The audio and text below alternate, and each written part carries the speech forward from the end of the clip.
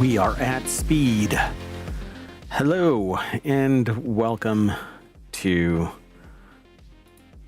ohmTown's WarCrafters show. I am Mayor Watt. I run ohmtown.com and I host this show, WarCrafters, and the next show, TechnologyToday, and the show after that, FourWheeltech, along with the sentient AI from the future for all of those shows. And we talk about 5 articles. Today's articles are Star Wars Zero Company, a Blade Runner game from 2024, Requisition VR, the Wheel of Time open world RPG, possibly, and Bethesda celebrates Clair Obscur. Again, everything's powered by ohmTown. Go over there and become a citizen at ohmtown.com. All news, no noise, and then come and hang out with us here in ohmTown on YouTube and Twitch, because we stream to both, and maybe to others as time goes on. Who knows? See you on the other side of our intro.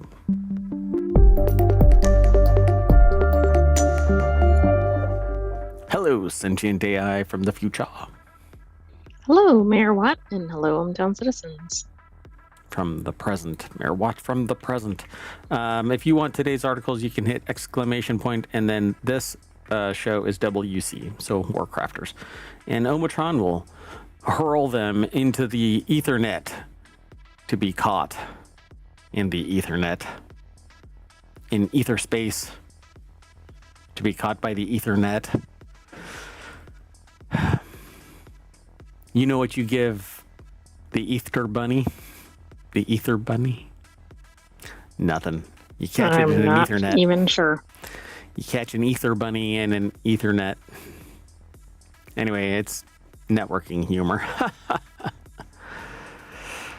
Let's get into it. This is ohmtown.com. This is the front page of ohmtown.com, but we're in WarCrafters, and it's a channel underneath the creative and maker space because it's all about kind of playing games and creating worlds and kind of less on the hacking reality side and more on the gaming in a hacked reality kind of a thing. So we have all kinds of stuff about gaming here. Primarily FPS, RTS, RPG, survival based building, VR, things like that. So, okay, let's get going. First article is about Zero Company. Star Wars Zero Company could get the ball rolling on genre experiments. It says it probably isn't the most expected from Star Wars gaming endeavors, but it's certainly a welcome surprise. The upcoming game is marketed as a single-player turn-based tactics game developed by the newly christened Bit Reactor with some help from Respawn. Needless to say, its turn-based tactics games is a far cry from Respawn's other Star Wars projects, but this isn't genre experimenting, I don't think. This is just a turn-based tactics game type. Yeah. Well, this game, this type has been around for a while. Star Wars just doesn't endeavor. Exactly. I thought this was their usual mode, so... Yeah. I don't know, although this is claiming it's not. Yeah, it's not in their design because they're usually RPG style, like first person or over the shoulder cameras, but this is a turn-based tactics game. So you command people, but there's been plenty of these. It just happens to now be in the Star Wars wheelhouse. And the people that the composite of characters that are in Star Wars Zero Company is interesting because there's like a bot, and a droid. And there's somebody that is more of a criminal. There's a Mandalorian. There's a blah, blah, blah. Right. It's all over the place, it sounds like. So, yeah. And this is what I was going to say. It's XCOM, but Star Wars. They say perhaps it'll be something like XCOM, but Star Wars, which would no doubt be tantalizing elevator pitch for many science fiction gaming fans. However, Zero Company turns out, though, what it represents for the broader Star Wars franchise is far more significant. The article is by Nick Rodriguez over at GameRant.com, though. If you want to know more about it, then you can follow the link. But it says here, Respawn Star Wars Jedi games are fantastic, but they're fairly predictable in these terms of broad strokes premise. Star Wars is an action-adventure franchise, first and foremost, with the original films being heavily centered on good versus evil, and the triumph of individual heroes like Luke Skywalker over seemingly insurmountable odds. Even a game like Star Wars Outlaws, which purports to explore the seedy underbelly of Star Wars universe, is still framed by a fairly typical open world formula, likely in an attempt to appeal to the widest audience possible. But XCOM and this are, I think, going to be one for one. It depends on who their audience is, I think. Yeah, and they actually mentioned that it's designed with a specific audience in mind rather than adhering to a popular trend that could be or would be guaranteed to wrangle in the widest array of players. But they could do other things, right? So that's kind of their take on this in this article, right? It could get the ball rolling on genre experiments in the context of Star Wars. Right. Right. Not new game types altogether, but ones that haven't necessarily been explored in the Star Wars franchise. Yeah. I mean, like a Souls-like or Souls-light in the Star Wars genre would be, or domain would be pretty fascinating. Roguelike like Hades. I want a Vampire Survivors Star Wars. What about that? It's nothing but... Mainly just to make the name ridiculous. That would actually be pretty fun. But there isn't like a non-stop onslaught of anything in that world, you know. But a deck builder would be fun for sure. Not so much simulation or anything like that, but it might be fun. We'll have to watch it and see what happens. Star Wars has dipped its toes into simulation could actually work well. Like you could be, I don't know, building out your fleet or something like that. I mean, it depends on what it would be focused on. That's no moon. That's a Death Star. Wah. All right, let's keep going. Time waits for no one. This next article is over on the Wanted channel. An unannounced Blade Runner game may have quietly died in 2024. Until Dawn creator Supermassive Games was reportedly working on a Blade Runner game that has since been retired. Like so much. What were they called? Just replicants. Like so many replicants. It was just retired. Justin Carter put the article together over at gizmodo.com. I would love... So, Cyberpunk 2077... Blade Runner and that game 2049 and basically Cyberpunk in general. I want an open world, truly open world Blade Runner, MMO style. I mean, I think won't like Dune Awakening kind of test out the waters as to whether that could work. I know it's not identical in genre, but... The thing about Dune, which hit the snooze button and pushed itself a little bit further back in its release date, the thing about Dune is it makes less sense to me than a Blade Runner open world.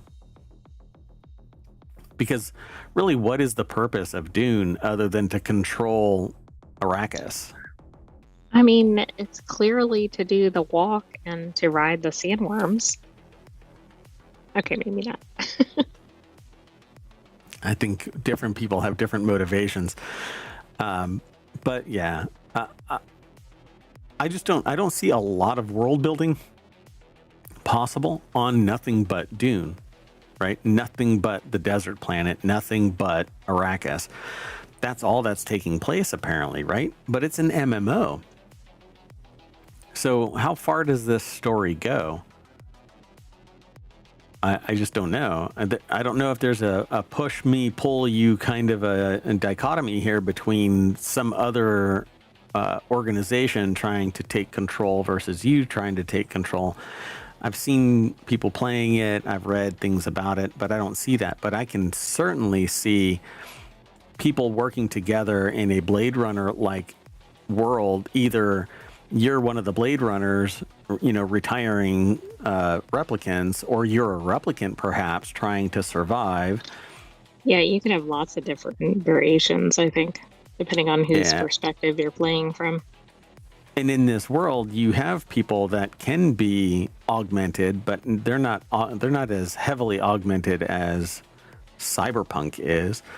But I would love to have that merged together into a combination world. It says to date, Blade Runner has had 3 video games. The 1985 game was a shoot 'em up loosely inspired by the film. The 1997 title was a point and click adventure. Then in 2018, Revelations was a VR title from Seismic Games. A few years ago, Annapurna Interactive revealed that it was developing Blade Runner 2033 Labyrinth, its first in-house game. However, that project's status is unclear following the developer's internal collapse in late 2024. So who knows whether Time to Live existed or not. Blade Runner has been gradually expanding into a larger franchise these past few years. In addition to the games, Prime Video has an upcoming TV series starring Michelle Yeoh and Hunter Schafer. So, not to mention, Cyberpunk is coming. Like, you mean Neuromancer? Neuromancer, yeah. Cyberpunk is coming to the home theaters near you. I can't wait for that. And that's coming from Apple, right? Isn't it Apple TV? I think so. Yeah. Double check that. Look again. We've talked about it a couple of times. So I'm really hot for this. I just want an open world Blade Runner / Cyberpunk game. That is through Apple TV, by the way. Yeah. Let's keep going. This next article is over in Reality Hacker, which it didn't make the cut yesterday, and so we put it in this one because it's about a game, and I'm really into VR games, but I don't really. Maybe during Summer of Stream this year, I'll be able to. Really depends on what ends up on my plate, because there are games that are dropping right before the Summer of Stream. So previously released on Steam in May 2023, Requisition VR takes inspiration from Dead Rising and The Walking Dead Saints and Sinners. Saints and Sinners is a great game. Developed by Arcadia VR, you can craft increasingly absurd weaponry like electrically charged baseball bats or chair swords. Okay. Using household items across the extraction-based PvPvE. So it's player versus environment adventure. So now it's coming to standalone VR headsets in 2 weeks. So this was actually published April 21st, 22nd. Oh, so it's about a week away. So it's coming up onto the Summer of Stream, where I'll be able to dedicate considerable time to streaming. This article is over at Upload VR. Henry Stockdale put the article together. Yeah, can you imagine hitting somebody with what appears to be a fire extinguisher attached to a bat or a metal pole? That's actually the chair thing that they were describing. Do you think that's the chair thing? Mm-hmm. Really? Actually, maybe it isn't. It looked like it was, but now I think it's what you said. Yeah, that right that there looked is like just the a seat fire of the chair, like it was upside down, but yeah. Yeah. So if you, and this says here, Requisition VR lets you craft absurd zombie killing weapons soon on Quest and Pico. And the Pico VR is the one that I use. I'm looking forward to trying this. I'll have to take a look at Requisition VR. If it's already on Steam, I don't think that I've ever. It's only $30. It is a VR only game. It is available right now, $30. The first physics-based co-op game where you can use duct tape to link any objects together to create a unique weapon. You experiment with crafting, connecting any unthinkable combinations, a katana plus a circular saw, or an axe plus a ball. Why a ball? Inspired by Dead Rising and Walking Dead, Saints and Sinners. So this article basically sums up that a little bit. On the Horizon Store page, Requisition VR only lists 2 gameplay modes, Extraction and Horde, while the Steam version supports 4 modes, Survival, Horde, Story, and PvP. I'm not much of a PvP player. It's one of the reasons why I'm not too hip to Dune, because there's a PvP component to it, and I don't like just corpse walking and stuff, going to pick up my gear. I wonder if this that hand tracking glove will be out in time for this, because that would be a good combination. Yeah, where is that? The Manus VR? What is this? What is the cost of that, and when is it actually gonna? I don't know if that information was released. Manus dash Meta, is it really that tied to Meta? Well, let me check here. They aren't available, but it's going to be later this year for about 276 US dollars. Right. And it is tied to the Meta, I think. I think we talked about that, but there's no reason that it won't be expanded or that competitors won't release similar product. Meh. Well, that's gonna suck. Anyway, that's what I want. I want easy hand tracking so that I can just put gloves on and grab stuff instead of having a controller. Let it recognize what my gestures are so that I can do what I need to do. Yeah, seems like it would be fun. Anyway, Requisition VR will arrive on May 8th on Quest. Though the announcement trailer doesn't include Pico, the studio's Twitter profile mentions a simultaneous launch with Quest. So it's on PC VR, but the authors here advise caution as recent user reviews on Steam state that the game currently does not work. Well, Shazbot. Yeah, that's not good. Yeah, it actually has mixed reviews. $30. All right. I'm not sure I always buy into the reviews, though. If you see a pivot, though, oof, I would probably pay attention to them. It means that a patch, and then they just abandoned it, you know? Like, it's starting to wet the bed on the PC side because Meta is paying them or whatever, you know? And so they focus on the Meta side. I don't know.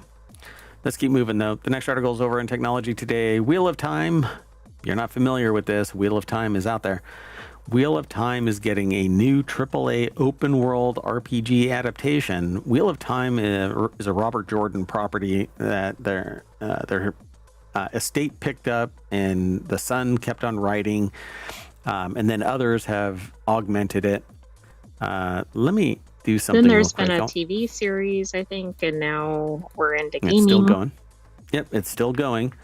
I want to see if Humble Bundle still has it. Let me check.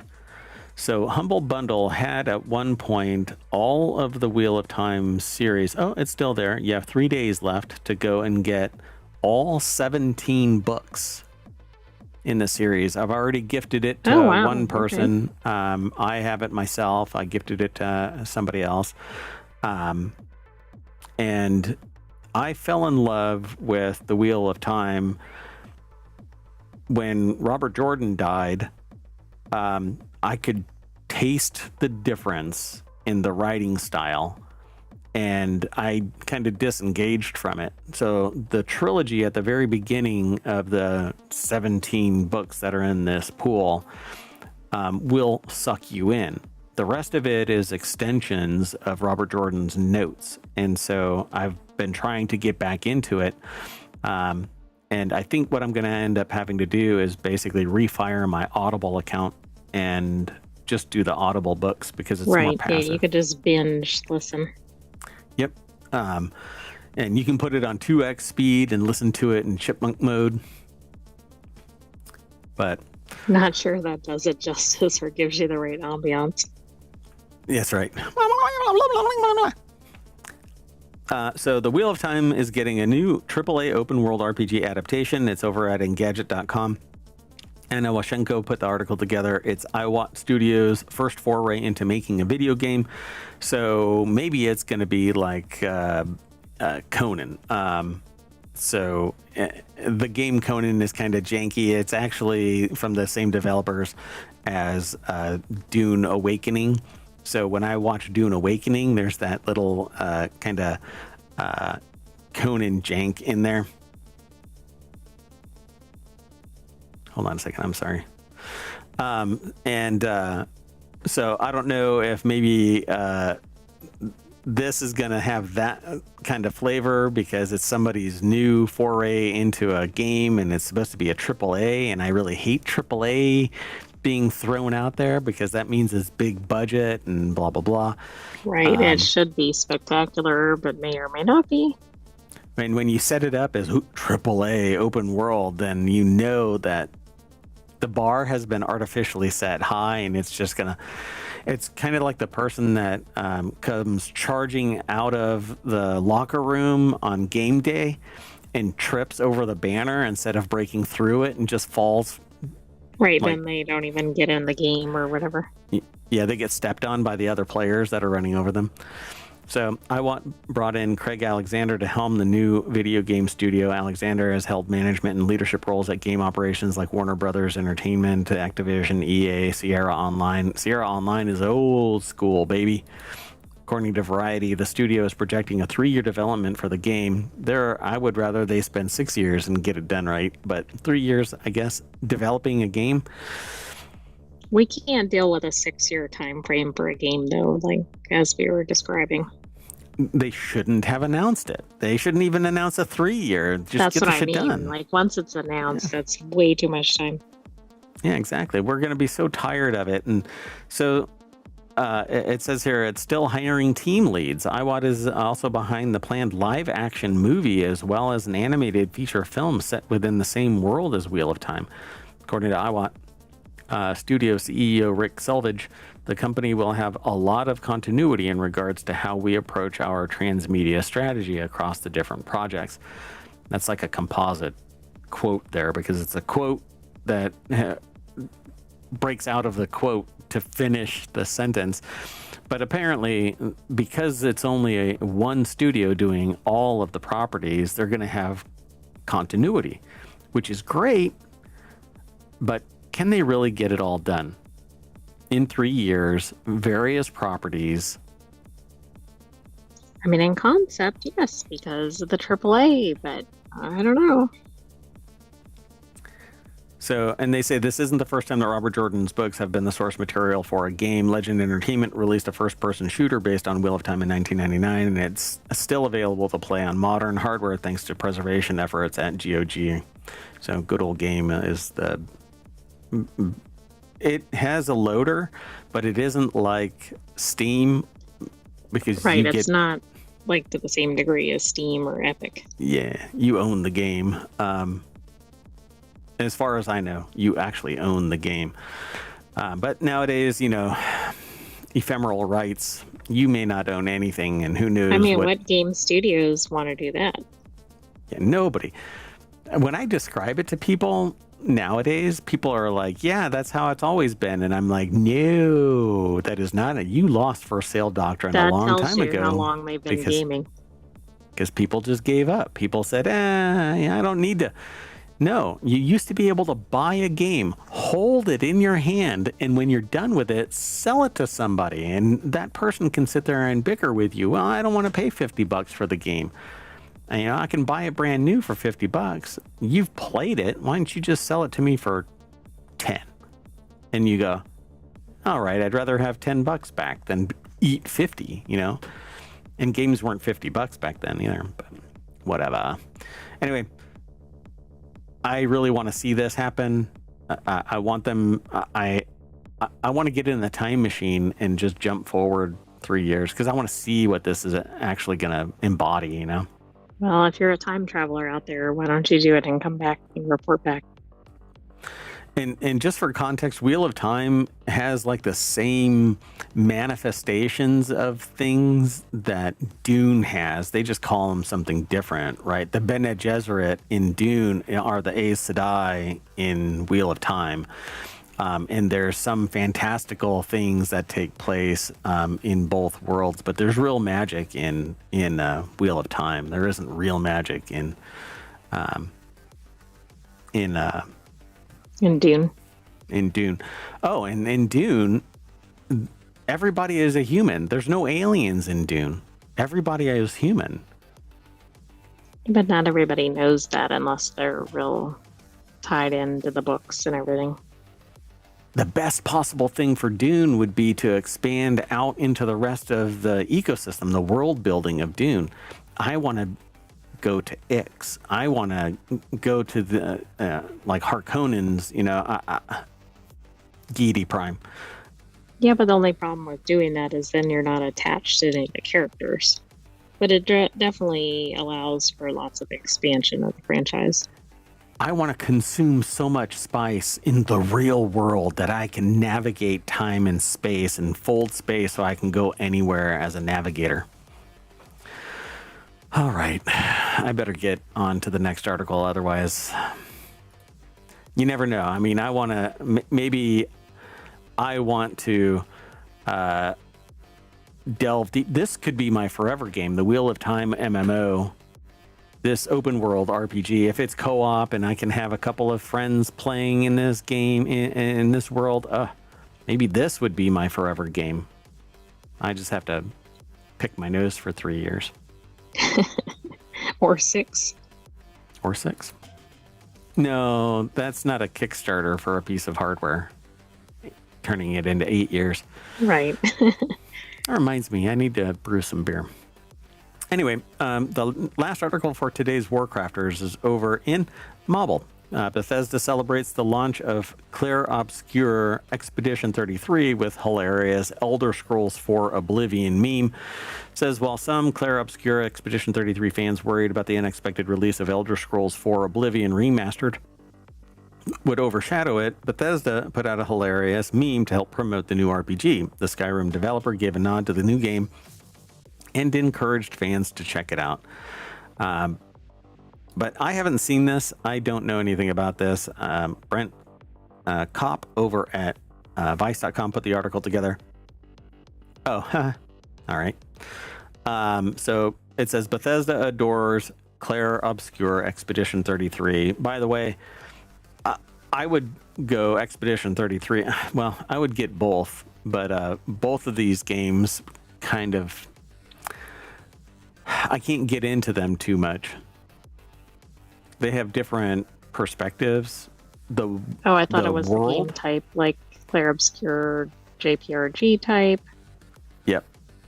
That's basically it. So for Clair Obscur, it's because it's a JRPG, and for Elder Scrolls, for Oblivion, it's extremely limited. You can do everything, and it's over 120 hours worth of gameplay, which is tremendous, but the core is 10 hours. Exactly. I think I had a glitch and said JPRG instead of JRPG. It's okay. Thanks for not okay. pointing it out. But is this like it looks like a screenshot from the game with playing the other game? No, it says it's basically. It's not like the Elder Scrolls characters. No, to me, I think it's one character. I don't know which character this is from Oblivion, because you can be anything. Right, so, but I just mean they're showing it as, for those in the podcast in particular, Elder Scrolls is like playing or watching Clair Obscur. I think it's this person right here from Elder Scrolls playing, but there's a whole bunch of them playing Expedition 33. If that's what you're trying to say. But I don't know that character. I don't remember this character. The last time I played Oblivion was its release, so a long time ago. And I didn't buy this one, so I haven't played it yet to refire my memory of it.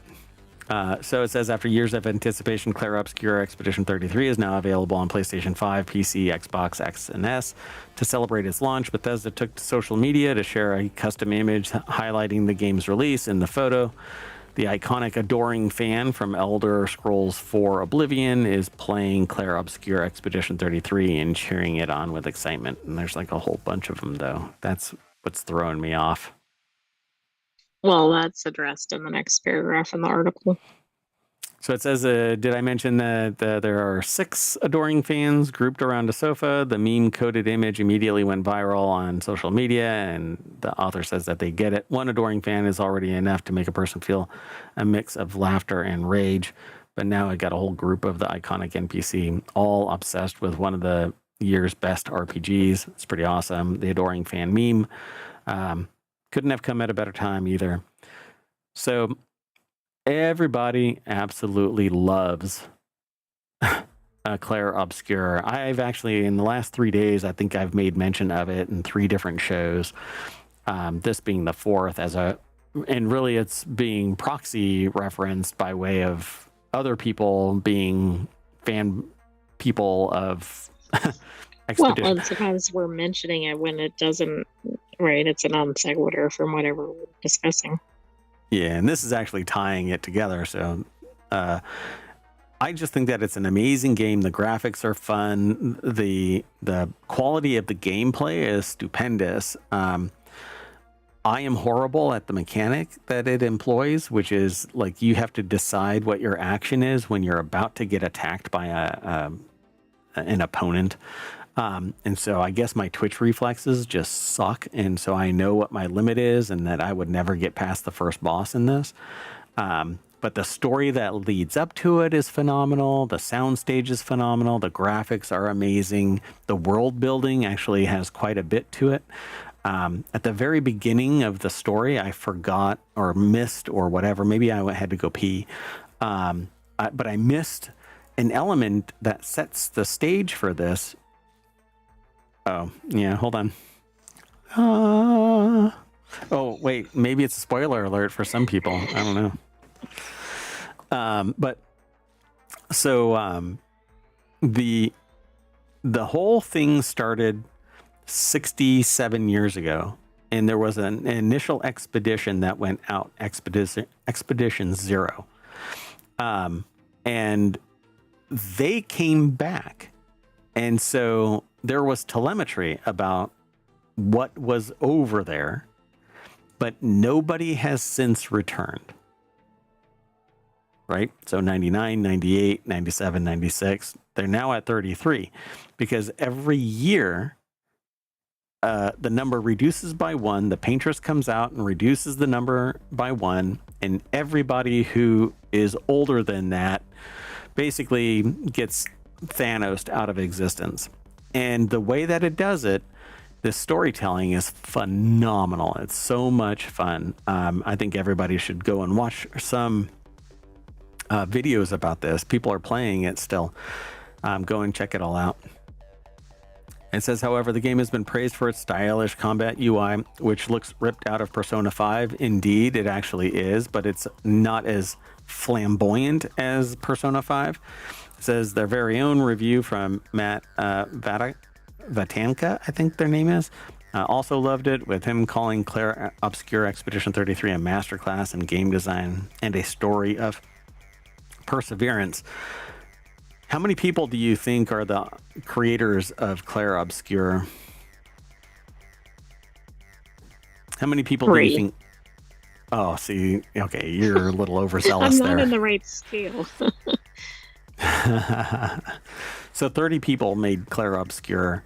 I don't mean all the people who did it. I was thinking like the people who did the ideas, but yeah. Oh, yeah. So 30 people made it.